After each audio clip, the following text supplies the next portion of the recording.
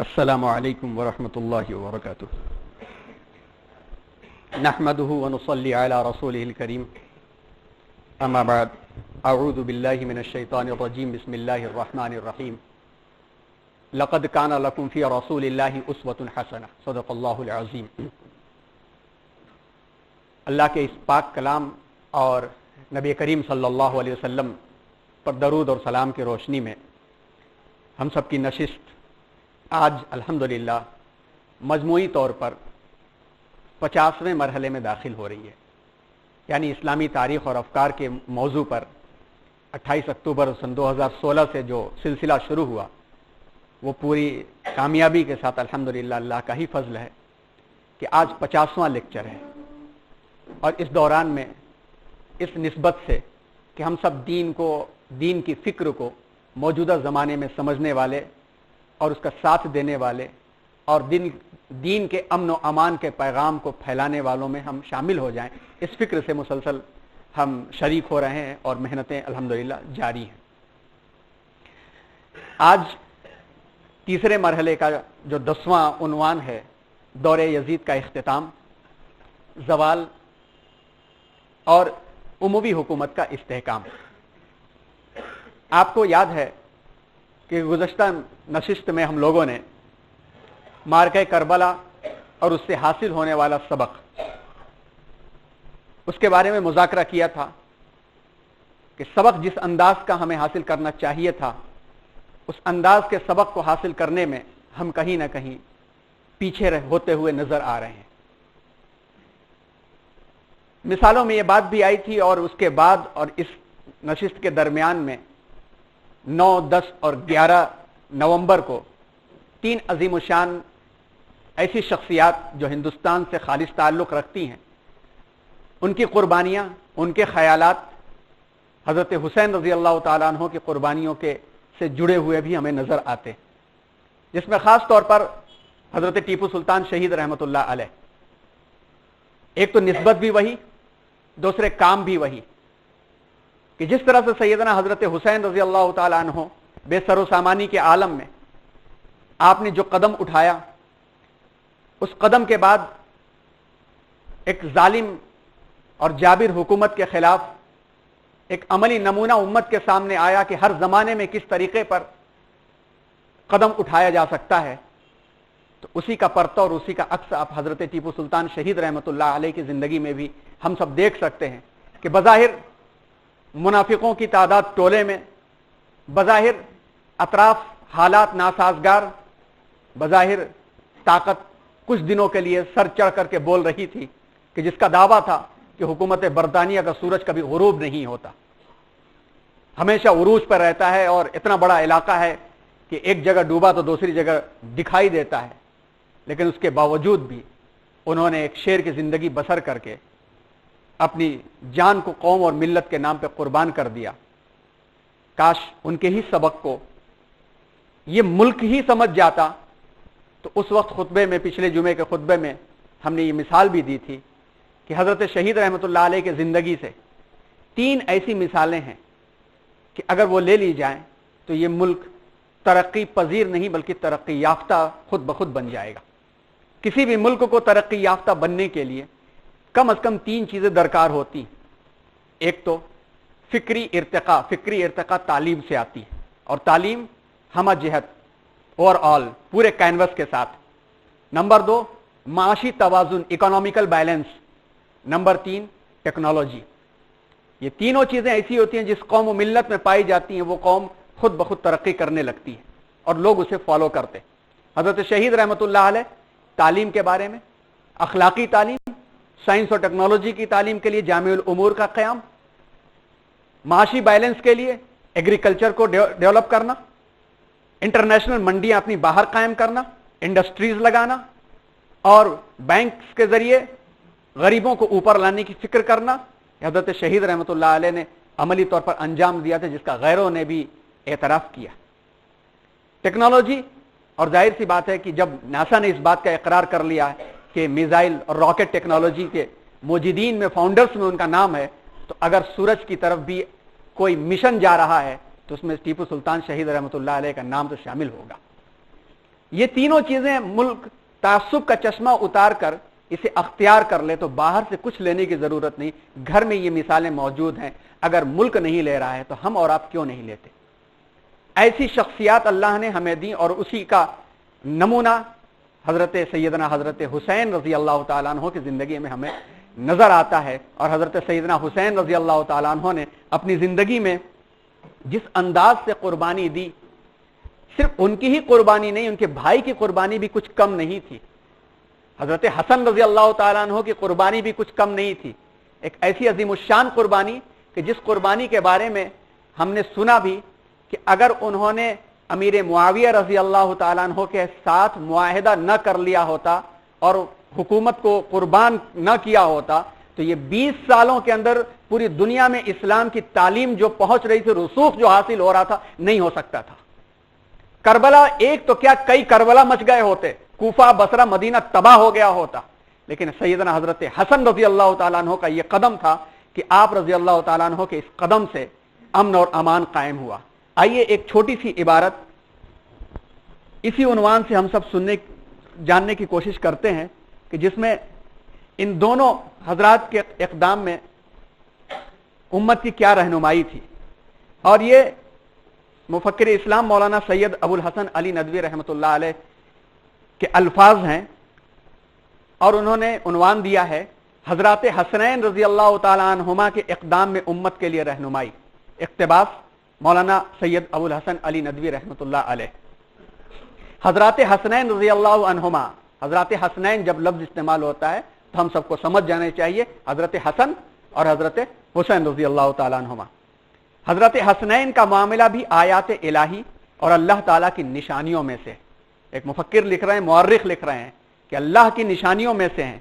حضور صلی اللہ علیہ وسلم کے ساتھ اللہ تعالیٰ کا جو مخصوص معاملہ رہا ہے اور اللہ تعالیٰ نے جو آپ کو بہتر سے بہتر نعمتیں عطا فرمائی ہیں، ان میں سے آپ کے یہ 2 پھول بھی ہیں جن کو ریحانۃ النبی صلی اللہ علیہ وسلم کا عالی لقب ملا. میں حضرت فرماتے ہیں کہ میں اپنے تاریخ کے مطالعے کی روشنی میں کہتا ہوں کہ حضرت حسن رضی اللہ تعالیٰ عنہ کا اقدام بالکل صحیح تھا جو انہوں نے حضرت امیر معاویہ رضی اللہ تعالیٰ عنہ کے معاملے میں کیا تھا. پھر خود حضرت صلی اللہ علیہ وسلم نے حضرت حسن کی طرف دیکھ کر فرمایا تھا کہ میرا یہ بیٹا سردار ہے، امید کہ اللہ تعالیٰ اس کے ذریعے سے مسلمانوں کی 2 بڑی جماعتوں میں صلح کرا دے گا. یہ بات حضرت حسن رضی اللہ تعالیٰ عنہ کے لیے ایک فضیلت اور خبر نہیں تھی صرف، بلکہ یہ آپ کے لیے ایک وصیت تھی. منشاء رسول صلی اللہ علیہ وسلم کو آپ سمجھ گئے تھے، اللہ کے رسول کا منشا بھی اور پیارے نانا جان کا منشا بھی. چنانچہ حضرت حسن رضی اللہ تعالیٰ عنہ نے اس کو اپنے لیے خالص حکم نبوی سمجھا اور اس کے مطابق جو اقدام کیا وہ بالکل صحیح تھا کہ معاملہ حضرت معاویہ رضی اللہ تعالیٰ عنہ کے ساتھ تھا جو صحابی رسول تھے، کاتب وحی تھے، قریبی عزیز اور رشتہ دار تھے. اور جب کوئی بات موجب خروج تلوار یعنی تلوار اٹھانے کا ذریعہ اٹھانے کی نہ ہوتی اور تلوار اٹھائی جاتی تو صرف خون ریزی کے علاوہ کچھ نہ ہوتا، اس وقت حضرت حسن رضی اللہ تعالیٰ عنہ نے قربانی دی. بلکہ اس کے بعد بعض جوشیلے لوگوں نے یہ آپ کو جوش بھی دلایا اور ننگوار اور شرم کی بات کہی تو آپ نے فرمایا کہ العار خیر من النار، کہ شرم اور عار حاصل کرنا جہنم کی آگ حاصل کرنے سے بہتر ہے. اسی طریقے سے جب معاملہ یزید کا آیا تو حضرت فرماتے ہیں کہ میرے نزدیک حضرت حسین رضی اللہ تعالیٰ عنہ کا اقدام 100% صحیح تھا اور حضرت حسین رضی اللہ تعالیٰ عنہ کو یہی کرنا چاہیے تھا، ورنہ قیامت تک کے لیے قرن اول کا مطلب ارلی پیریڈ، اسلام کا اولین زمانہ، کوئی نمونہ ہمارے سامنے نہ ہوتا. جب کوئی غلط اقدار قائم ہو جائے، جب معاشرے کی سیرت و کردار تبدیل ہونے کا خطرہ پیدا ہو جائے، جب حکومت امر بالمعروف اور نہی عن المنکر کے بجائے تقوی کے بجائے طہارت کے بجائے خدا ترسی اور عبادت کا ذوق پیدا کرنے کے بجائے شیر و شکار میں لگ جائے، عیش اور لذت میں لگ جائے اور اس کا ذوق پیدا کرنے لگے اور دولت اور اقتدار کا غلط استعمال کرنے لگے تو ہمارے سامنے بھی تو کوئی نمونہ اس کا ہونا چاہیے تھا. لقد کان لکم فی رسول اللہ اسوۃ حسنہ، رسول صلی اللہ علیہ وسلم کی زندگی سے ہر نمونہ ہمیں مل رہا ہے تو یہ نمونے اس دور میں کسی نہ کسی وقت پیش آنے چاہیے تھے. یہ نمونہ پیش آیا اور اللہ تبارک و تعالیٰ نے اس کے لیے حضرت حسین رضی اللہ تعالیٰ عنہ کو کھڑا کیا کہ کوئی اللہ کا بندہ اٹھے اور اس کو چیلنج کرے اور اس کے مقابلے میں آیا جائے. اگر یہ نہ ہوتا تو آپ اسلام کے بعد کی تاریخ میں دیکھیے تو کہ سارا کا سارا معاملہ وہی ہو جاتا, چلو تم ادھر کو ہوا ہو جدھر کی, یہی ہو جاتا.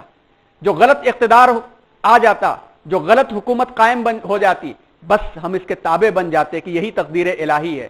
ہمارے پاس اولین دور کا کوئی نمونہ نہیں ہے, ہم یہ کہہ کے بیٹھ جاتے. ہمارے پاس کوئی قابل قدر مثال نہیں ہے, یہ بھی کہہ کے ہم بیٹھ جاتے. ہم کیا کر سکتے ہیں؟ پھر یہ کہتے کہ اس سے اسلامی وحدت پر اثر پڑے گا, مسلمانوں کی اجتماعیت پر خطرہ ہو جائے گا. سب خاموش تماشائی بنے رہیں گے, خاموش رہ جاتے. اس لیے حضرت حسین رضی اللہ تعالیٰ عنہ کا نمونہ قائم کیا گیا کہ نہیں, کچھ لوگ ایسے ہونے چاہیے کہ وہ اس کا مقابلہ کرنے کے لیے میدان میں آئیں اور کسی چیز کی پرواہ نہ کریں. چنانچہ بعد کے مجاہدین کی تاریخ پڑھیں, ان کے نفسیات کا مطالعہ کریں تو دیکھیں تو اور ان کی باتیں سنیں تو آپ کو معلوم ہوگا کہ مختلف عہدوں اور ملکوں میں جو اصلاحی تحریکات وجود میں آئیں, جو انقلابی کوششیں پروان چڑھیں, ان سب میں حضرت حسین رضی اللہ تعالیٰ عنہ کا نمونہ کام کر رہا تھا. امیر عبد القادر جزائری ہوں یا عبد الکریم ریفی, شیخ سنوسی ہوں یا شیخ کامل داغستانی یا سید احمد شہید اور شاہ اسماعیل شہید ہوں, یہ سب کے سب وہیں سے حوصلے لے کر کے حوصلے بڑھانے والے تھے. ان کے اندر جذبہ پیدا کرنے والی چیز حضرت حسین رضی اللہ تعالیٰ عنہ کا نمونہ. یہ کوئی طفلانہ ان کی حرکت نہیں تھی کہ کسی صاحب قلم نے اٹھا کے لکھ دیا کہ یہ سیاسی مذہبی خودکشی تھی. یہ کوئی ایسا عمل نہیں تھا, کوئی اشتغال اور انتشار والی کوشش نہیں تھی, بلکہ یہ بھی حسینی سنت تھی جس کو حضرت حسین رضی اللہ تعالیٰ عنہ نے کیا تھا. یہ سلسلہ دور حضرت نے جس وقت یہ تحریر لکھی ہے اس وقت کے بارے میں لکھ رہے ہیں کہ اس دور تک قائم ہے. تحریک خلافت جس کا لکھنؤ ایک بڑا مرکز تھا, اس کے جو سب سے بڑے قائد تھے رئیس الاحرار مولانا محمد علی جوہر رحمۃ اللہ علیہ, ان کے اندر بھی حضرت حسین کی تقلید کا جذبہ قائم کر رہا تھا. وہ ایک مقام پر لکھتے ہیں پیغام ملا تھا جو حسین ابن علی کو, وہی پیغام, اسی پیغام کے تحت یہ کام فرما رہے ہیں.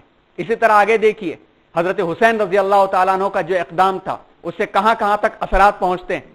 حضرت حسین رضی اللہ تعالیٰ عنہ کے پوتے حضرت زین العابدین رضی اللہ تعالیٰ عنہ کے صاحبزادے زید ابن علی ابن حسین رضی اللہ عنہ, جب ہشام ابن عبد الملک جو یزید کے مقابلے میں یقیناً بہتر تھا, ہشام ابن عبد الملک یزید کے مقابلے میں یقیناً بہتر تھا, تو اس سے مقابلے کے لیے کھڑے ہو گئے. امام ابو حنیفہ رحمۃ اللہ علیہ نے 10,000 درہم, جو اس زمانے کے لحاظ سے بڑی رقم تھی, اور امام ابو حنیفہ اپنی علمی اعتبار سے ایک مجتہد فقیہ تھے, کوئی بہت بڑے سرمایہ کار نہیں تھے, ایک بڑا عطیہ بھیجا اور ان کو کہا کہ آپ اس سے کام لیجئے. پھر اس کے بعد محمد ذو النفس زکیہ ابن عبداللہ ابن حسن مسنہ ابن حسن مجتبہ ابن سیدنا علی مرتضی رضی اللہ تعالیٰ عنہ, یعنی اسی خاندان کے پرتو تھے. منصور کے مقابلے میں کھڑے ہو گئے. منصور کون؟ ہارون رشید کا دادا, بغداد میں عباسی خلافت کا بانی. تو تاریخ کی شہادت یہ ہے کہ امام ابو حنیفہ اور امام مالک رحمۃ اللہ علیہما نے ان کا ساتھ دیا اور رقم بھیجی, اور حسن ابن قحطبہ جو منصور کا جنرل تھا, امام ابو حنیفہ نے اس کو روک دیا کہ تمہارے لیے جائز نہیں ہے کہ تم محمد ذو النفس زکیہ اور ان کے بھائی ابراہیم سے لڑائی کرو. اس طرح کی تاریخیں ہمارے سامنے بھری پڑی ہیں, اور یہی نمونہ تھا جس نمونے کی بنیاد پر ان لوگوں کو ایک نمونہ ملا کہ قلت تعداد کوئی بات نہیں ہوتی ہے. وہ نمونہ ہمارے سامنے موجود ہے کہ حضرت حسین رضی اللہ تعالیٰ عنہ کی قربانی کے بعد کس طرح سے زمانہ کروٹ لیتا ہے, اور زمانے کے کروٹ لینے کے بعد جس طرح سے شاعر نے فرمایا کہ قتل حسین اصل میں مرگ یزید ہے, اسلام زندہ ہوتا ہے ہر کربلا کے بعد. یہ جو کرب و بلا کا ماحول ہے, اس کرب و بلا کے ماحول کو مسلمان کوئی بڑا معاملہ نہیں سمجھتا ہے.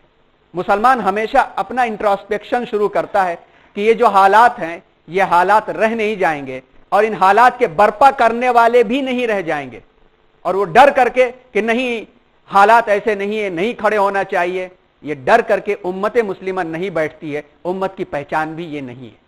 تو ہم سب کا ایمان بھی ہے, عقیدہ بھی ہے, اور ہم سب کے لیے یہ مثالی نمونہ ہے کہ حضرات حسنین رضی اللہ تعالیٰ عنہما کا اقدام ہم سب کے لیے نمونہ تھا, برحق تھا, اور بالکل درست اور ٹھیک تھا.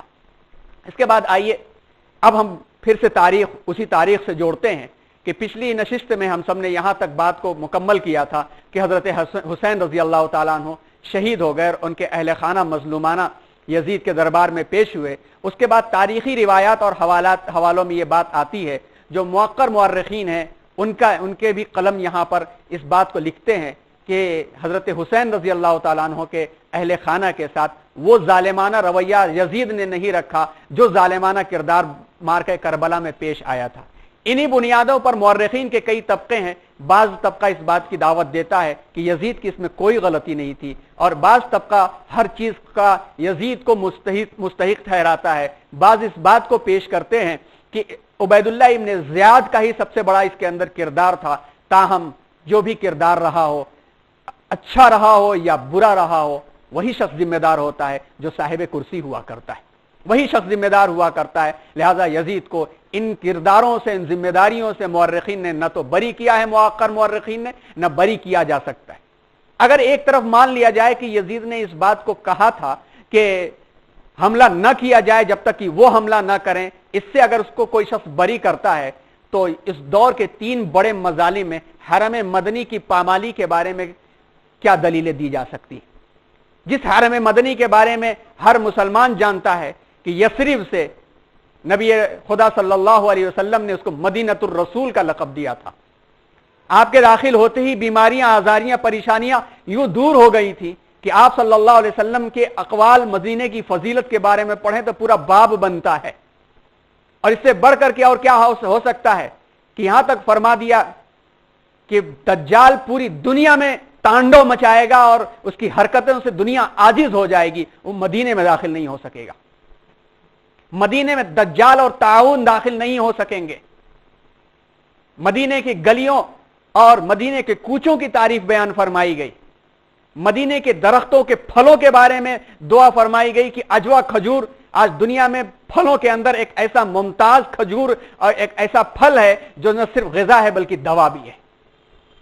جہاں کے پہاڑوں کا تذکرہ کیا گیا، اور جس مقام پر ریاض الجنہ موجود ہے، جنت کا ٹکڑا موجود ہے، جس کے بارے میں واضح اور صریح احادیث میں ہے کہ جس نے 2 رکعت نماز ادا کر لی جنت کے اس ٹکڑے میں نماز ادا کی، ریاض الجنہ ہم اور آپ ہر شخص جانتے ہیں، جس کے بارے میں وہاں کے لوگوں کے بارے میں فرما دیا گیا کہ جو شخص یہاں کے لوگوں کو ستائے گا، تکلیف دے گا، اس پر اللہ اور اس کے فرشتوں کی لعنت۔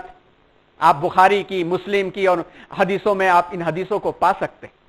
ہر شخص جانتا تھا اس شہر کے بارے میں اور اس مدینۃ الرسول کے بارے میں، اور وہاں پر ایک وہ مسجد موجود ہے جس مسجد جو ان 3 مسجدوں میں شامل ہے، جس کے بارے میں صریح حدیث موجود ہے، لا تشد الرحال الا 3 مساجد، کہ 3 مسجدوں کی طرف ہی قصد کرتا ہے ایمان والا، جس میں ایک بیت اللہ، دوسری مسجد اقصی، تیسری مسجد مدینۃ النبی کی مسجد، مسجد نبوی۔ بلکہ نماز پڑھنے کے اعتبار سے ایک فرض کی نماز ادا انسان مسجد نبوی میں کر لے تو باہر 50,000 نماز پڑھنے کے برابر ثواب اسے عطا کیا جاتا ہے۔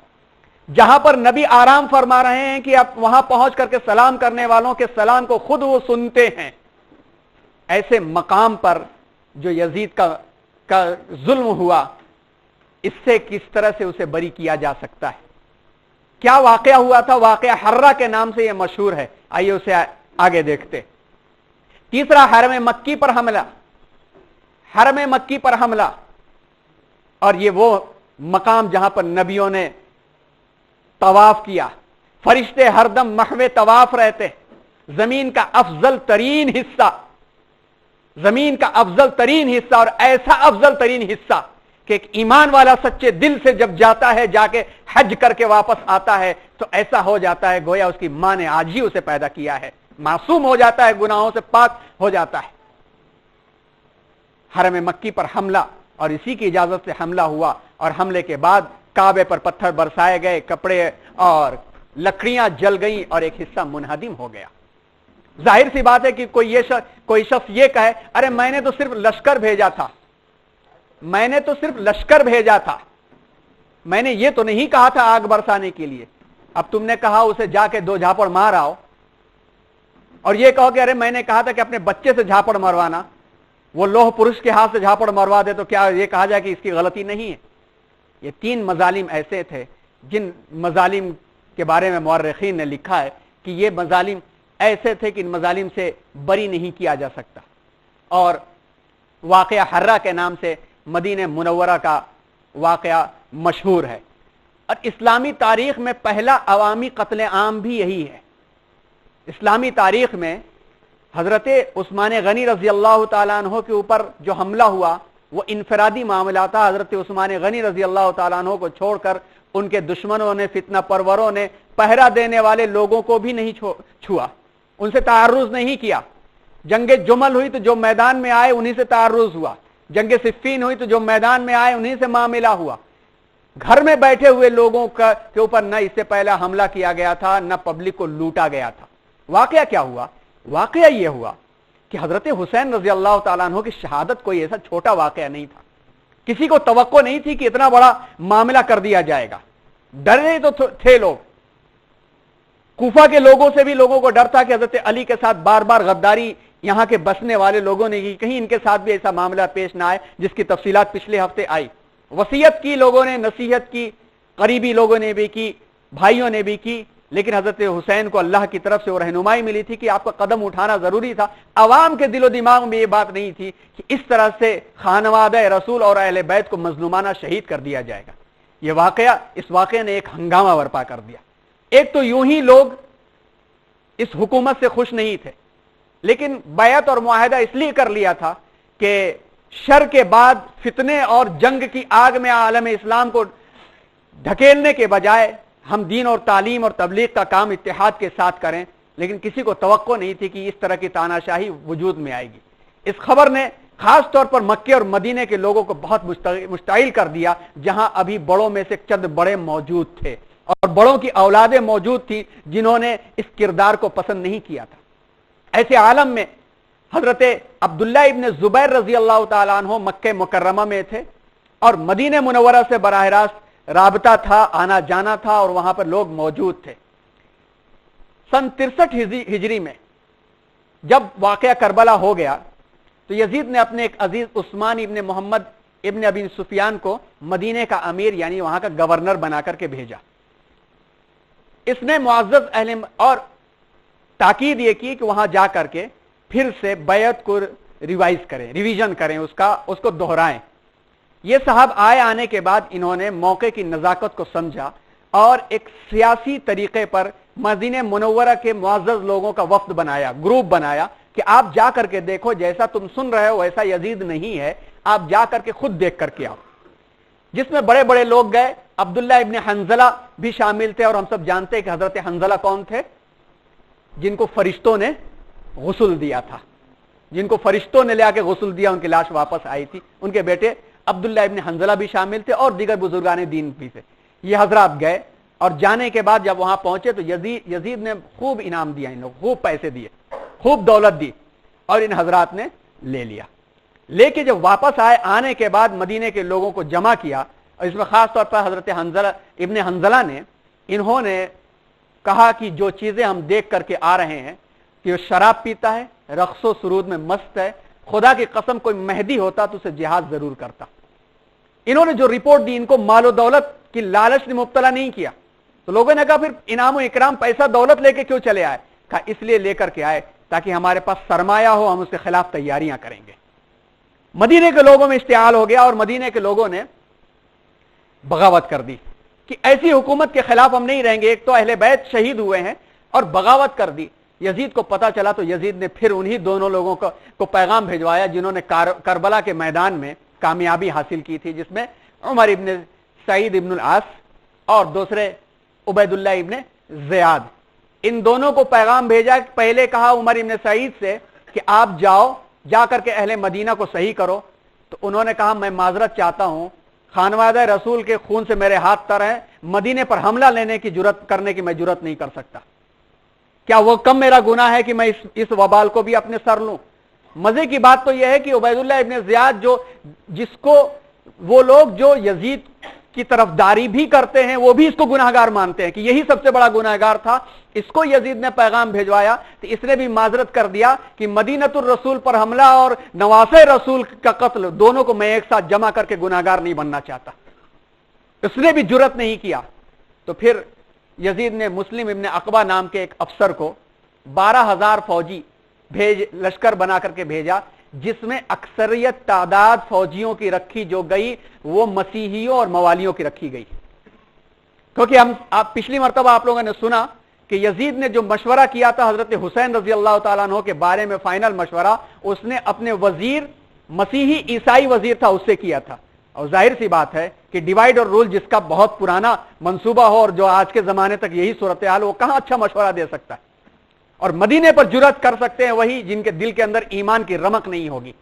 اور یہی حضرات اکثریت ان کی تھی. اور موالی کا مطلب یہ ہے کہ جو لوگ غلاموں کے بچے تھے، جنہوں نے اپنے باپ دادا کو دیکھا تھا کہ غلامی کر رہے ہیں اور اب ان کو ابھرنے کا موقع ملا تھا. اور مدینے میں بھیجا کہ جا کر کے بیعت کرو، اور کہا کہ 3 مرتبہ اطاعت کی دعوت دینا اور 3 دن انتظار کرنا. 3 مرتبہ اطاعت کی دعوت کرنا کہ بات مان جاؤ، 3 دن انتظار کرنا، اور نہ مانے تو 3 دن تک لوٹتے رہنا. مدینے کو 3 دن تک لوٹتے رہنا اور 3 دن کے بعد رک جانا. چنانچہ یہ صاحب آئے اور یہ واقعہ 28 ذی الحجہ سن 63 میں پیش آیا. اور اس میں بھی مدینے کے لوگوں نے مقابلہ کیا، مگر ان کے ساتھ بھی بنو امیہ کے وہ افراد جو یزید کے معاون تھے اور متفق یزید سے متفق تھے، ان حضرات نے غداری کی اور مدینے کے اندر داخل ہونے کے وہ راستے بتائے جو کمزور پہلو تھے. اور ان راستوں سے داخل ہونے کے بعد 3 دن تک مدینہ لوٹا گیا، مدینۃ الرسول لوٹا گیا، خون بہایا گیا، عصمتیں لوٹی گئی. صرف حضرت حسین رضی اللہ تعالیٰ عنہ کے صاحبزادے حضرت زین العابدین کے بارے میں یزید نے لکھ دیا تھا کہ انہوں نے کہہ دیا کہ بھائی مجھ سے حکومت اور سیاست سے مطلب نہیں ہے، لہذا ان سے تعرض مت کرنا. ان کے اہل خانہ کو چھوڑ کر کے باقی ہر گھر میں لوٹ پاٹ مچائی گئی. اور اس قدر مارا گیا کہ بڑے بڑے قریش کے شرفا جو موجود تھے، مہاجرین اور پھر انصار کے لوگ، وہ شہید ہو گئے. جس میں فضل ابن عباس، حضرت عبداللہ ابن عباس کے بیٹے، جنہوں نے حضور اکرم صلی اللہ علیہ وسلم کو آخری عمر میں سہارا دیا تھا، بلکہ ایک روایت کے مطابق قبر میں بھی اترے تھے آپ کو لٹانے کے واسطے، وہ حضرت عبداللہ ابن حنظلہ وہ بھی شامل تھے، شہید ہو گئے. یہ واقعہ ہررا اسلامی تاریخ کا ایک واقعی بدنما ایسا داغ ہے کہ عوامی طرح پر اس طرح سے قتل کیا گیا. اس کے بعد اب چونکہ طاقت بھی نہیں بچی تھی، تلوار کی زور پر زبردستی اعلان ہوا کہ جو بیعت کر لے گا اسے چھوڑ دیا جائے گا. لوگوں کو لائن حاضر کیا گیا، جس نے بیعت کیا چھوڑ دیا گیا، اور جس نے بیعت نہیں کیا گردن وہیں اڑا دی گئی. ہزاروں لوگ شہید کر دیے گئے. جب وہاں اطمینان ہوا تو پھر فرمان ملا یزید کا کہ حرم مکی کا محاصر پر حملہ کرو، کیونکہ وہاں پہ عبداللہ ابن زبیر موجود ہے. اب عبداللہ ابن زبیر کا معاملہ تھوڑی دیر کے بعد شروع ہوتا ہے کہ کہاں سے معاملہ ان کا شروع ہوتا ہے. عبداللہ ابن زبیر موجود ہیں، جاؤ ان کو بھی بیعت کے لیے مجبور کرو، بیعت پر راضی ہو جاتے ہیں تو ٹھیک ہے، ورنہ حملے کی اجازت دے دی گئی. اور میں آپ تاریخ پڑھیے تو پتہ چلے گا ابرہہ کے بعد کعبہ مقدسہ پر دوسرا جرأت مندانہ اقدام. ابرہہ تو ناکام ہو کر کے واپس چلا گیا تھا، مگر یہ مسلم فوجی انہوں نے خانہ کعبہ پر باقاعدہ حملہ کیا اور اسے تباہ کرنے کی کوشش کی. مکہ مکرمہ عبداللہ ابن زبیر نے خلافت کی دعوت شروع کر دی تھی. آئیے تھوڑا پیچھے اور چلتے ہیں، آگے اور تذکرہ آئے گا سلسلے کو جوڑتے ہوئے کہ جیسا ہم نے عرض کیا کہ حضرت حسین رضی اللہ تعالیٰ عنہ کی شہادت کی خبر سن کر کے لوگوں میں جو جوش اور جذبہ تھا، وہ جوش اور جذبے نے جب ابال شروع ہوا اس میں، تو لوگوں نے باضابطہ طور پر حضرت عبداللہ ابن زبیر کو دعوت دینی شروع کی کہ آپ سے بڑھ کر کے اب کوئی نہیں، آپ مقام و مرتبہ، علم و فضل اور خلافت کے معاملے میں آپ سے بڑھ کر کے کوئی نہیں ہے، آپ آگے بڑھیے اور آپ خلافت اپنے ہاتھوں میں لے لیجئے. حضرت عبداللہ ابن زبیر نے تھوڑا تسامح اختیار کیا اور خاموشی سے دعوت کا سلسلہ شروع کیا، کیونکہ وہ دھوکہ وہ والا نہیں کھانا چاہ رہے تھے جو حضرت حسین رضی اللہ تعالیٰ عنہ کے بھائی حضرت مسلم ابن عقیل رضی اللہ تعالیٰ عنہ کو اہل کوفہ اور وہاں کے لوگوں نے دیا تھا. تو خاموشی سے اپنا کام انہوں نے شروع کیا. اس کی اطلاع یزید تک پہنچی. حضرت عبداللہ ابن زبیر نے دعوت شروع کر دی تھی. ان سے نپٹنے کے لیے یزیدی افواج نے مکے پر حملہ کیا. جب حملہ کیا تو حضرت عبداللہ ابن زبیر نے باہر نکل کر کے مقابلہ کیا، لیکن ظاہر سی بات ہے کہ بھی اتنی طاقت نہیں تھی، تو مکے کا گھیراؤ کر لیا گیا. اور مکے پر حسین ابن نمیار، کیونکہ جو مسلم ابن عقبہ تھا وہ کمزور بیمار تھا، راستے میں وہ مر گیا اور اپنی جانشینی حسین ابن نمیر کے حوالے اس نے کر دی. اور اس نے بڑی بڑی آگ کی توپیں بنوائی، منجنیق جس کو کہا جاتا ہے، پتھر پھینکنے والی توپیں. ان سے آگ اور اور بڑے بڑے پتھر پھینکوائے اور اس طرح پھینکوائے کہ کعبے پر کا ایک حصہ منہدم ہو گیا اور کعبے کی لکڑیاں اور اس کے پردے جل گئے. کعبے کا نقصان ہوا. بھی اتنا بھی جاری تھا. اگر کچھ دن اور معاملہ رہتا تو یہ فوجیں وہاں بھی داخل ہو کر کے وہی حرکت کرتی جو مدینے میں کر چکی تھی, لیکن ابھی یہی معاملہ چل رہا تھا کہ یزید کے مرنے کی خبر آ گئی. یزید مر گیا سن 64 ہجری کے اندر. جیسے یزید مرا تو یہ حملے رک گئے کیونکہ کوئی قائد نہیں تھا. یزید کی موت کے ساتھ ہی امیر معاویہ کے خاندان سے حکومت کا اختتام ہو گیا. ہوا یہ کہ یزید نے اپنے زمانے میں ہی اپنے بیٹے معاویہ کو اپنا ولی عہد اور جانشین بنا دیا تھا. یزید کے 2 بیٹے مشہور ہوئے تاریخ میں, ایک تو معاویہ ابن یزید, دوسرے خالد ابن یزید. تو خالد ابن یزید حکومت سے الگ رہے اور تعلیم اور تعلم میں وہ رہے جس کا تذکرہ امیر معاویہ کے زمانے میں آ چکا کہ انہوں نے سائنس اور ٹیکنالوجی کو کیسا انہوں نے فسطاط شہر میں رہ کر کے ڈیولپ کیا تھا, اور اس کی تاریخ پچھلے 2-3 سیشن پہلے آ چکی ہے. تو یزید نے اپنے زمانے میں ہی ان کی ولی عہدی کا اعلان کر دیا تھا. یزید کا انتقال جیسے ہی ہوا 38 سال کی عمر میں وہ مر گیا. اب سوچئے 35 سال کا نوجوان وہ تھا, اس کے حالات کیا تھے, اس کے معاملات کیا تھے, تفصیلات پڑھیں تو بہت کچھ مل جائیں گی چیزیں. 35 سال کی عمر میں وہ امیر بنا تھا, حاکم بنا تھا, اور 38 سال کی عمر میں وہ مر گیا. 21 سالہ بیٹا معاویہ جانشین ہوا, لیکن 40 دن تک ہی اس نے حکومت سنبھالی, اور 40 دن کے بعد اس نے ایک تقریر کی, خطبہ دیا, لوگوں کو جمع کیا. اور اس زمانے کا دستور تھا الصلاۃ جامعہ کا لفظ استعمال کیا جاتا اور لوگ مسجد میں جمع ہو جاتے, اور جو قائد ہوتا, خلیفہ ہوتا یا امیر ہوتا, وہ خطبہ دیا کرتا تھا. خطبہ دیا جس میں اپنے باپ کی بے اعتدالیوں کا تذکرہ کرتے ہوئے اپنی برات کا اظہار کیا کہ میرے باپ نے خانوادہ رسول کے ساتھ کیا کیا, اور اس کا تذکرہ کرتے ہوئے کہا کہ مجھ میں حکومت کا بوجھ اٹھانے کی طاقت نہیں, میں ایسی حکومت کا بوجھ نہیں اٹھا سکتا جس پر خانوادہ رسول کے خون کے چھینٹے پڑے ہوئے ہوں. میں چاہتا ہوں کہ ابو بکر کی طرح کسی کو جانشین بنا دوں, یا عمر کی طرح 6 آدمیوں کو نامزد کر کے میں کسی کا انتخاب شورا پر چھوڑ دوں, لیکن نہ تو عمر جیسا کوئی مجھے نظر آیا, اور نہ ویسے 6 آدمی ملے جن کو حوالے کر کے میں ذمہ داری سے بری ہو جاؤں. میں اس منصب سے دستبردار ہوتا ہوں, تم جس کو چاہے اپنا خلیفہ بنا لو. یہ کہہ کر کے اس نے گدی چھوڑ دی.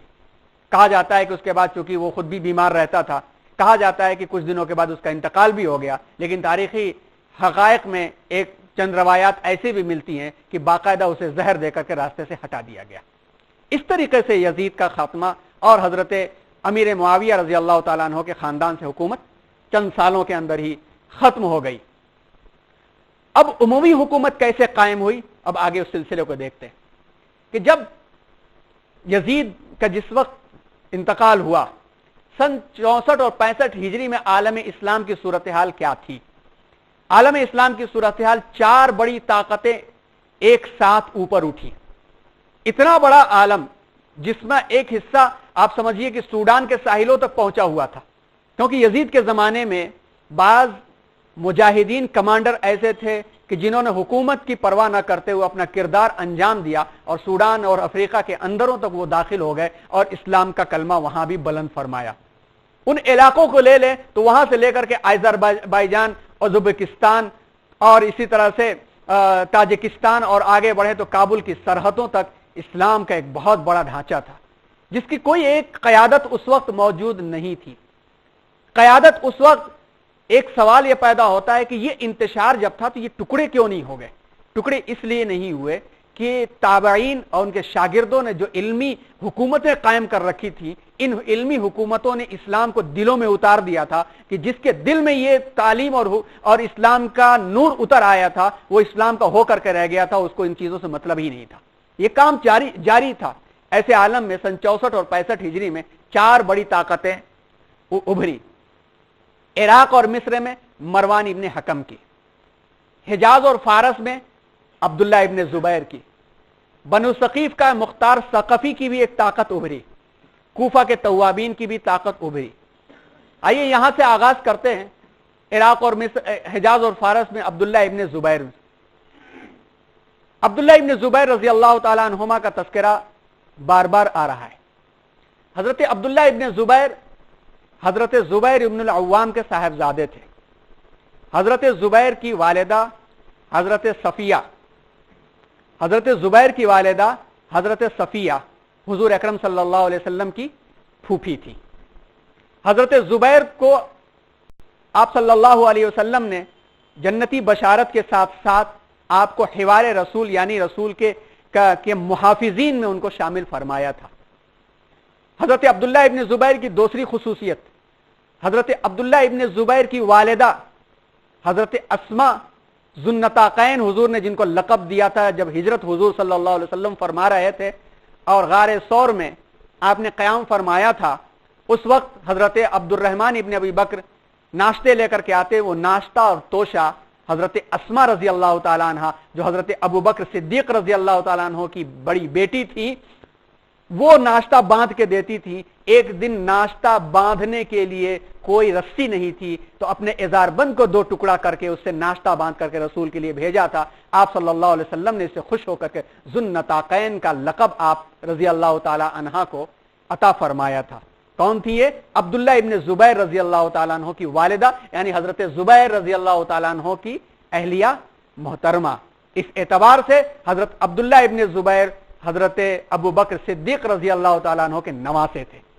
ایک طرف نواسے رسول صلی اللہ علیہ وسلم کی شہادت تو دوسری طرف نواسے ابو بکر صدیق رضی اللہ تعالیٰ عنہ نواسے رسول صلی اللہ علیہ وسلم کی قیادت میں کھڑے ہو گئے. پھر سے حضرت ابو بکر کی بڑی بیٹی حضرت اسما تھی، حضرت عائشہ کی حقیقی بہن.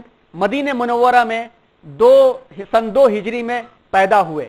جب حضرت حسن رضی اللہ تعالیٰ عنہ کا تذکرہ آیا تھا تو اس وقت یہ بات آئی تھی کہ جب مہاجرین مدینے آئے تھے تو چند سالوں تک ان کے ہاں اولاد نہیں ہوئی تھی تو یہودیوں نے کہنا شروع کر دیا تھا، کیونکہ موقع دیکھتے ہی روٹی ہر شخص سیکنا چاہتا ہے، یہودیوں نے کہنا شروع کر دیا تھا کہ ہم نے ان پر جادو کر دیا ہے، اب ان کی نسل ختم. تو جب حضرت حسن پیدا ہوئے تھے تو خوشی منائی گئی تھی. تو اسی طرح سے اسی زمانے میں حضرت عبداللہ ابن زبیر مقام قبا میں پیدا جب ہوئے تو حضور اکرم صلی اللہ علیہ وسلم نے ان کی تحنیک کی اور خاص طور پر خوشیاں منائی گئیں. حضرت ابو بکر صدیق رضی اللہ تعالیٰ عنہ ان کو لے کر کے پورے مدینے کا انہوں نے چکر لگایا کہ یہود دیکھ لیں کہ ہمارے ہاں اولاد پیدا ہو گئی. اسی طرح انصاریوں میں نعمان ابن بشیر پیدا ہوئے تھے تو انصاریوں کی طرف سے بھی ختم ہو گیا کہ یہود کا کوئی جادو وادو چلتا نہیں ہے. سن 2 ہجری میں پیدا ہوئے تھے. تقریباً 8 برس کی عمر میں رسول اللہ صلی اللہ علیہ وسلم کے ہاتھ پر بیعت کی. ان کا آپ کا شمار ان مشاہیر اسلام میں ہوتا ہے جنہوں نے حق و صداقت کا علم بلند رکھنے کے لیے اپنی جان تک نثار کرنے سے دریغ نہیں کیا. خلافت کا اعلان، شہادت حسین نے لوگوں کے دلوں پر بڑا اثر کیا جیسا کہ ابھی بات آئی، اور ملک کے طول و عرض میں جتنے بھی ملک کا حصہ تھا، علاقہ تھا، عمومی اقتدار کے خلاف عام ناراضگی اور بغاوت کی ایک زبردست لہر اٹھ پڑی. سارے حجاز نے اور اطراف کے لوگوں نے دیکھا تو عبداللہ ابن زبیر رضی اللہ تعالیٰ عنہ سے بڑی کوئی شخصیت نظر نہیں آئی، کیونکہ وہ میدان جنگ کے بھی ماہر تھے، بہترین شہ سوار تھے، وہ بہترین شہ سوار تھے. اور خلفائے راشدین کے دور میں انہوں نے بہت ساری جنگوں میں حصہ بھی لیا تھا. آپ سیر الصحابہ کا مطالعہ کریں، سیر الصحابہ جس میں صحابہ کرام کی بایوگرافی لکھی گئی ہے، آپ یا جنرل صحابہ کا مطالعہ کریں، اس میں آپ کی ڈیٹیل مل جائے گی کہ کیا کیا ان کا کردار تھا، قیادانہ صلاحیت اور لیڈرشپ ان کے اندر کیسی بھری ہوئی تھی. لوگوں نے انہی کو دیکھا، کیونکہ حضرت عبداللہ ابن عباس تعلیم و تعلم سے لگ چکے تھے، حضرت عبداللہ ابن عمر گوشہ نشین ہو کر کے لوگوں کی تربیت میں لگ چکے تھے، حضرت حسین شہید ہو چکے تھے، بچے تھے حضرت عبداللہ ابن زبیر. لوگوں نے ان کی طرف دیکھا اور لوگوں نے کو دعوت دی کہ اب آپ اٹھیے اور آپ کے ہاتھوں پر عالم اسلام کو بچانے کا کام ہم لوگ کریں گے. اور لوگوں نے آپ کو خلیفہ تسلیم کر لیا اور آپ کی طرف بیعت ہونے لگی. اس وقت میں 2 واقعات ایسے آتے ہیں کہ مورخین نے 2 انداز سے اس کو پیش کیا ہے اور 2 انداز میں پیش کرنے میں اپنے اپنے خیالات کے بھی اظہار کیا ہے. عام مورخین نے جن خیالات کو پیش کیا ہے پہلے ہم اسے پیش کیے دیتے ہیں، بعض مورخین کے تبصرے بھی پیش کرتے ہیں. پہلا ہے حسین ابن نمیر کی پیشکش، نمیر بھی اور نمیر دونوں بھی ہے، اس کی پیشکش. اس کے بارے میں یہ کہا جاتا ہے کہ جب حسین ابن نمیر یا نمیر نے خانہ کعبہ کا محاصرہ کیا تھا اور یزید کی موت کی خبر جیسے ہی ملی تو حملہ منسوخ کر دیا گیا، اور اس حسین نے حضرت عبداللہ ابن زبیر سے درخواست کی کہ اب معاملہ ختم ہو گیا ہے، اب آپ دروازہ کھولیے تاکہ ہم خانہ کعبہ کا طواف کریں۔ طواف کرنے کے درمیان میں یہ عبداللہ ابن زبیر سے ملا اور خاموشی سے اس نے کہا کہ اب خالی ہے کرسی، دمشق بھی خالی ہے، کوفہ خالی ہے، بصرہ خالی ہے، اب آپ اٹھیے، آواز دیجئے، میں آپ کے ہاتھ پر بیعت کرتا ہوں۔ حضرت عبداللہ ابن زبیر نے اس کی پیشکش کو ٹھکرا دیا۔ سیاسی بصیرت رکھنے والے مورخین نے اس کو لکھا کہ عبداللہ ابن زبیر کی یہ غلطی تھی کہ اگر انہوں نے بیعت کر لیا ہوتا تو بنو امیہ کا صفایا ہو گیا ہوتا، لیکن موقر مبصرین نے لکھا کہ یہ کام حضرت عبداللہ ابن زبیر نے نہیں کیا، ان کی وہ کوئی سیاسی غلطی ایسی نہیں تھی، گرچہ حکومت کے اعتبار سے اسے غلطی تسلیم کیا جا سکتا ہے، لیکن ابھی انہی لوگوں سے دھوکہ کھا کے حضرت حسین شہید ہوئے تھے، کیا بھروسہ تھا کہ یہ حضرات دھوکہ نہیں دیں گے، کیا بھروسہ تھا کہ یہ حضرات دھوکہ نہیں دیں گے۔ اور حضرت عبداللہ ابن زبیر دیکھ رہے تھے کہ عالم اسلام جب ان کی طرف ہے تو یہ شخص ابن الوقت بھی ہو سکتا ہے کہ جدھر کا سورج بلند ہے ادھر چلا جائے، آج میرے ساتھ ہے، میرے خلاف کوئی طاقت ہو تو معلوم ہوا کہ ادھر چلا جائے اور اس ذریعے سے کچھ اپنی باتیں منوانے کی کوشش کرے، کیونکہ یہ ان ظالمین میں سے تھے جن کی فوجوں میں سے اکثر لوگ کربلا کے میدان میں شامل تھے، کیسے انہیں معاف کیا جا سکتا ہے، کیسے معاف کیا جا سکتا ہے۔ اس اعتبار سے حضرت عبداللہ ابن زبیر حضرت حسین رضی اللہ تعالیٰ عنہ کی شہادت کو ایسی آسانی سے فراموش نہیں کر سکتے تھے کہ حسین ابن نمیر کی یا نمیر کی پیشکش کو قبول فرما لیتے، لیکن یہ معاملہ ہوا اور یہ شخص یہاں سے نکلا اور نکل کر کے پھر گیا، جا کے مروان کی حکومت کا یہ ذریعہ بنا۔ دوسرا، مروان ابن حکم کا ارادہ بیعت۔ مروان اور اس کا خاندان مدینے میں ہی تھا، مدینے میں جب یہ معاملہ پیش آیا واقعہ حرہ کے بعد تو مدینے سے اس خاندان کو نکال دیا گیا۔ اگر تھوڑا سا بھی ظالمانہ رویہ ان حضرات کو کے اس میں رہتا تو یہ خاندان جو بنو امیہ سے کا رشتہ داری والا خاندان تھا، کوئی بچ کے نہیں جا سکتا تھا۔ یہاں پر بھی ایک مورخین نے لکھا ہے کہ مروان نے عبداللہ ابن زبیر سے بیعت کا ارادہ کیا، لیکن انہوں نے اب مروان کو مدینے سے بھگا دیا۔ اگر مروان پہ ہاتھ پہ بیعت کر لیتے تو بنو امیہ کا خاتمہ ہو جاتا، لیکن تحقیقات آپ کریں تو ان تفسیروں کے تہ میں بھی یہ حقیقت پوری طرح سے کھل کر کے آ جاتی ہے کہ مروان گرچہ سامنے کہیں نظر نہیں آیا، لیکن حضرت عثمان رضی اللہ تعالیٰ عنہ کے جعلی خط لکھنے سے لے کر کے شہادت حسین کے درمیان میں پیچھے پیچھے تھوڑا تھوڑا کردار اس کا ضرور کہیں نہ کہیں نظر ضرور آتا ہے۔ اور حضرت عبداللہ ابن زبیر اتنی آسانی کے ساتھ اس شخص کو مدینے میں نہیں رہنے دیتے جو آئندہ چل کر کے ایک بڑے فساد کا ذریعہ بھی بنا۔ دوسرا واقعہ یہ پیش آیا کہ جب یہ وہاں شام پہنچا اور وہاں جا کے دمشق کے اندر جب انتشار کی حالت تھی، ایسے انتشار کے عالم میں مروان نے ارادہ کیا کہ ان کی خلافت کو تسلیم کر لیں، تو اس وقت عبید اللہ ابن زیاد آڑے آیا اور اس نے اس معاملے سے باز رکھا۔ تو اصل بات یہ ہے کہ عبید اللہ ابن زیاد نے باز رکھا، حضرت عبداللہ ابن زبیر نے منع نہیں کیا۔ تو حضرت عبداللہ ابن زبیر کی خلافت کی دعوت ہوتی رہی اور اسی درمیان میں مروان شام پہنچا، عبید اللہ ابن زیاد اور دوسرے حضرات بھی پہنچے اور وہاں پر آپس کا انتشار کا معاملہ رہا، یہ فوجیں سمٹ کر کے وہاں پر پہنچی۔ بالآخر عبید اللہ ابن زیاد اور ہم نواؤں کی تائید پر مروان ابن حکم کے نام پر بیعت کر لی گئی۔ تو اس کے بعد شام، عراق، کوفہ اور مصر کے علاقوں میں مروان ابن حکم کی حکومت قائم ہو گئی، یعنی بنو امیہ کی حکومت قائم ہوئی۔ اب بنو امیہ کے نام سے یہ حکومت قائم ہو رہی ہے، اور اس کے علاوہ بڑا علاقہ عبداللہ ابن زبیر، پورا حجاز، فارس، جتنا بھی علاقہ ہے حضرت عبداللہ ابن زبیر کی ہی قیادت میں رہا۔ یہ دونوں حکومتیں اپنی اپنی جگہ پہ رہیں، ان کی آپس کی لڑائیاں اور آپس کے انتشار یہ تفصیل طلب معاملات ہیں، لیکن ظاہر سی بات ہے کہ حق پر جو ہوگا وہ آگے بڑھے گا ہی، اور ناحق اپنے آپ کو حق پر منوانے کے لیے جو حربے چاہے وہ استعمال کر سکتا ہے۔ اسی درمیان میں دو واقعات اور بھی ہوئے۔ ایک تو توابین کے نام سے ہوا یہ کہ جب حضرت حسین رضی اللہ تعالیٰ عنہ شہید ہو گئے اور ان کا خاندان مظلومانہ مدینہ منورہ جا کر کے اپنی بقیہ زندگی اس نے گزارا، تو کوفہ میں جن لوگوں نے بلایا تھا، بلانے کے بعد بدعہدی اور بے وفائی اور غداری کرنے والے دو قسم کے لوگ تھے۔ ایک تو وہ تھے جنہوں نے اپنے خاندان اور اپنے گھر والوں کی آواز پر حضرت مسلم ابن عقیل کا ساتھ چھوڑ دیا تھا اور پیسوں کی لالچ میں، خاندانی تعصب میں حضرت حسین رضی اللہ تعالیٰ عنہ ان کے ساتھیوں کے ساتھ غداری کی تھی۔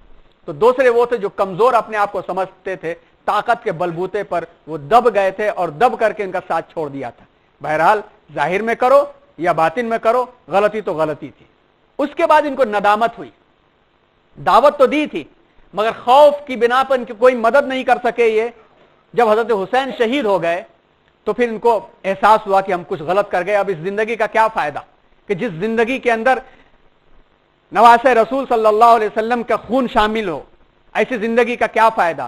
ان حضرات نے یہ طے کیا کہ اب اس کا ہم بدلہ لیں گے، اور اس کو طے کرنے کے لیے ان حضرات نے جب طے کیا، اس کی وجہ سے یہ توابین کہلائے کہ یہ ندامت اور توبہ کرنے والے، اور یہ گروہ بنا، اور جس گروہ کی قیادت جو ہے سلیمان بن سرد نے کی۔ یہ حضرات کوفہ سے نکلے، ایک بڑی تعداد ان کی ہوئی، اور کوفہ سے نکلنے کے بعد یہ پہلے آئے مزار حسین رضی اللہ تعالیٰ عنہ پر، کربلا کے میدان میں آئے اور وہاں پر ایصال ثواب کیا، روئے گائے، ندامت کے آنسو بہائے، اور اس کے بعد عراق میں آ کر کے انہوں نے بغاوت کا علم بلند کیا، لیکن لڑائی میں اکثریت کا ان کا نقصان ہوا، اور سلیمان ابن سرد شہید بھی اس کے اندر ہو گئے، اور کافی لوگ بھی اس کے اندر مارے گئے۔ لیکن کچھ دنوں تک کے لیے اسی درمیان میں جبکہ ایک طرف اموی حکومت قائم ہو رہی تھی، دوسری طرف عبداللہ ابن زبیر کا زمانہ آگے بڑھ رہا تھا، ان کا اقتدار آگے بڑھ رہا تھا۔ اس واقعے نے بھی کافی اثر پہنچایا۔ جب یہ شہید ہو گئے تو اس تحریک کو مختار ثقفی کو اس تحریک سے بہت فائدہ ہوا۔ مختار ثقفی کون تھا؟ مختار ثقفی قبیلے بنی ثقیف کا ایک شخص تھا۔ اس شخص کے بارے میں بھی بہت مختلف قسم کی روایات ہیں۔ بعض روایات وہ ہیں کہ محبان حضرت حسین رضی اللہ تعالیٰ عنہ میں تھا اور موقع ملتے ہی اس نے انتقام لیا۔ بعض روایات یہ ہیں کہ ایسے زمانے میں جب ہر طرف سے حکومت کے لیے کوششیں ہو رہی تھی، ایک طرف اموی اقتدار قائم کرنے کی کوشش ہو رہی تھی، دوسری طرف مدینے کا ماحول تھا، سجستان کا ماحول تھا، اور الگ علاقوں میں عمرہ آگے بڑھ رہے تھے، تو اس شخص نے بھی بہت ہی ہوشیاری کے ساتھ اپنے آپ کو پیش کیا، چونکہ عوام کے جذبات پوری طرح سے ان لوگوں کے خلاف تھے جو لوگ حضرت حسین کے قتل میں یا ان کی سازش میں شریک تھے۔ عوام کے جذبات کو ساتھ لے کر کے اب مختار ثقفی نے حضرت حسین رضی اللہ تعالیٰ عنہ کے قتل کے بدلے کو اپنا مقصد بنایا، اور اس مقصد کی خاطر وہ آگے بڑھا، اور اس مقصد کے تکمیل کے خاطر توابین نے بھی ساتھ دیا، اور پھر حضرت حسین رضی اللہ تعالیٰ عنہ کے صاحبزادے حضرت زین العابدین رحمۃ اللہ علیہ، اور اسی طرح سے حضرت محمد ابن الحنفیہ، انہوں نے بھی سرپرستی کی۔ بہرحال تاریخی روایات جو بھی ہوں، لیکن جو ہوا اس میں ظالمانہ کارروائیاں تو ہوئیں، لیکن وہ تمام کے تمام اشخاص جو حضرت حسین رضی اللہ تعالیٰ عنہ کی شہادت میں سازش میں شریک تھے، سب نیست و نابود کر دیے گئے۔ شمر بھی مارا گیا، ابن زیاد بھی مارا گیا، اور ہر وہ شخص چن چن کر کے اس شخص نے بدلہ لیا کہ جو لوگ حضرت حسین رضی اللہ تعالیٰ عنہ کی شہادت یا سازش میں شریک تھے۔ یہاں تک کہ قبروں کو اکھڑوایا، ہڈیوں پہ کوڑے برسوائے، ابن زیاد کے سر کو کاٹ کر کے تو جسم کو کتوں کے سامنے ڈال دیا۔ آخرت کا عذاب تو اشد ہے جو بھی ہے، لیکن دنیا میں بھی عبرت آموز ان تمام کو عبرت آموز سزائیں ایسی ملی کہ جس سے محبان حضرت حسین رضی اللہ تعالیٰ عنہ کو تھوڑی تسلی ہوئی۔ لیکن حضرت عبداللہ ابن زبیر سے بھی اس کا رابطہ رہا، اور پھر ادھر سے بھی رہا، اور اس درمیان میں جب اقتدار مضبوط ہوا تو اس وقت میں یہ حضرت عبداللہ ابن زبیر کے مقابل میں آ گیا۔ اگر حضرت عبداللہ ابن زبیر کا ساتھ اس نے دیا ہوتا تو پھر ایک معاملہ ہی کچھ اور ہوتا۔ بالآخر ایک موقع پر حضرت عبداللہ ابن زبیر کے بھائی حضرت مصعب ابن زبیر سے اس کی فوجوں کا سامنا ہوتا ہے، اور ایک تاریخی روایت کے مطابق آخر میں جب یہ بند ہو جاتا ہے، یعنی دمشق پر قبضہ بھی اس نے کچھ دنوں کے لیے حاصل کر لیا، اور دمشق کے محل میں جب یہ بند ہو جاتا ہے تو اپنے ساتھی سے کہتا ہے کہ چلو اب ہم لڑ لیں اپنی زندگی کے واسطے۔ اس کے ساتھی کہتے ہیں کہ اب تعجب کی بات ہے، تم تو زندگی کے لیے نہیں کسی اور مقصد کے لیے لڑ رہے تھے۔ تو اس نے کہا نہیں، میں ان تمام حالات کے اندر میں دیکھ رہا تھا کہ سب آگے بڑھ رہے ہیں، تو میرے اندر بھی خواہش پیدا ہوئی کہ میں بھی آگے بڑھ کر کے کچھ حاصل کر لوں، قیادت مجھے بھی مل جائے۔ میں نے اس مقصد کی خاطر سب کچھ کیا، اور یہ نام اس لیے استعمال کیا تاکہ مجھے تائید ملے۔ یہ الفاظ بھی ملتے ہیں۔ بہرحال یہ تاریخی روایات ہیں، حقائق کیا ہیں واللہ عالم، لیکن قاتلان حسین کو مختار ثقفی کے ذریعے سے اللہ تبارک و تعالیٰ نے نیست و نابود کروایا. حضرت عبداللہ ابن زبیر کے بھائی مصعب ابن زبیر کی فوجوں کے ہاتھ لڑتا ہوا مختار ثقفی ختم ہوا. جب توابین مختار ثقفی کی طاقت ختم ہوئی تو اس کے بعد صرف دو حکومتیں اس وقت رہ گئیں، مروان ابن حکم کی اور عبداللہ ابن زبیر کی. یہیں پر سن 64 اور 65 سے لے کر کے سن 69 تک کا زمانہ ختم ہوتا ہے.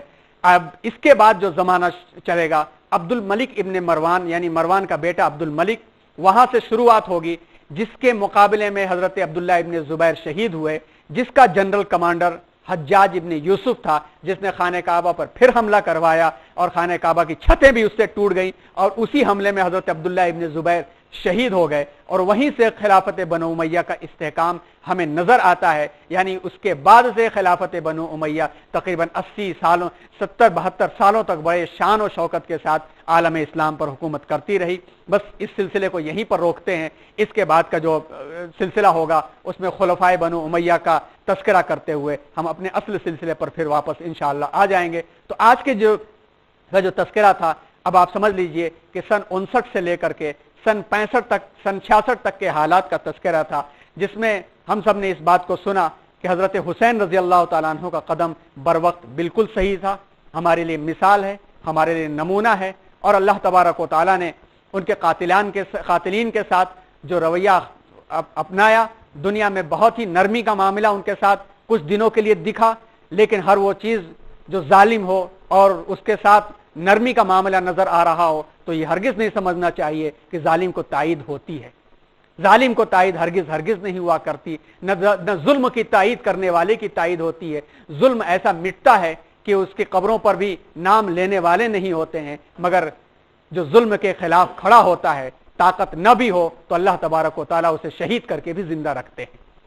یہ سبق ہمیں حاصل کرنا چاہیے، اور اس سبق کے اندر ہم سب کو ظلم کے خلاف اور ظالم کے خلاف متحد ہو کر کے آگے بڑھنا چاہیے. نہ یہ کہ واقعات اور روایات اور سلسلہ روایات اور واقعات در واقعات میں پڑھ کر کے اپنے آپ کو الگ بانٹنا چاہیے، جس کا سبق پہلے لیسن میں آ چکا ہے. ہم سب اللہ تبارک و تعالیٰ سے دعا کریں کہ اسوہ رسول صلی اللہ علیہ وسلم کے مطابق ان مثالوں کے تحت زندگی گزارنے کی ہمیں توفیق عطا فرمائے.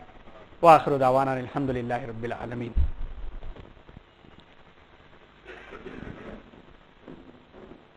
انشاءاللہ